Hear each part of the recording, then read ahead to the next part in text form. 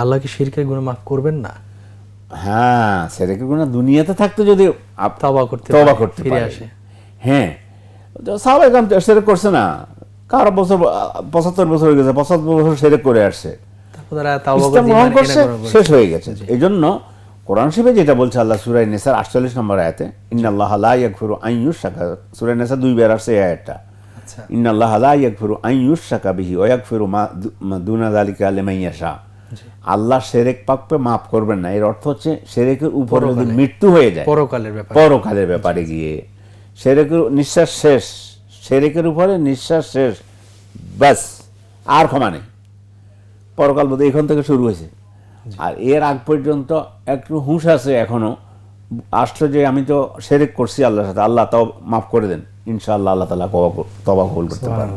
হ্যাঁ, তাহাজ্জুদ নামাজ কি ঘুম থেকে উঠে পড়তে হবে নাকি এমনি পড়লে তাহাজ্জুদ গুনাহ হবে?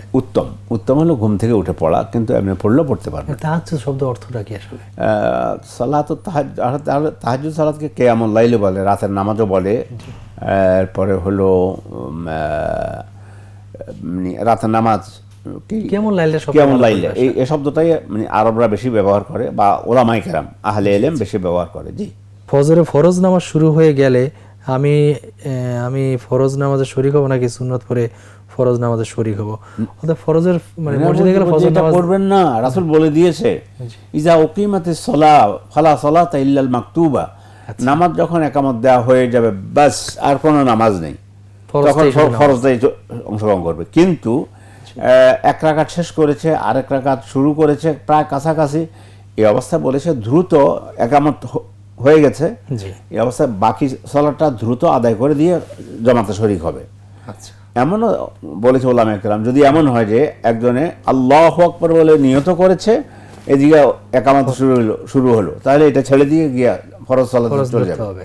দলিল, ইজা উকিমাতিস সালাহ ফালা সালাতা ইল্লাল মাকতুবা। নামাজের জামাত যখন শুরু হয়ে যায়, তখন ফরজ সালাত ব্যতীত আর অন্য কোনো সালাত তখন আর পড়া যাবে না।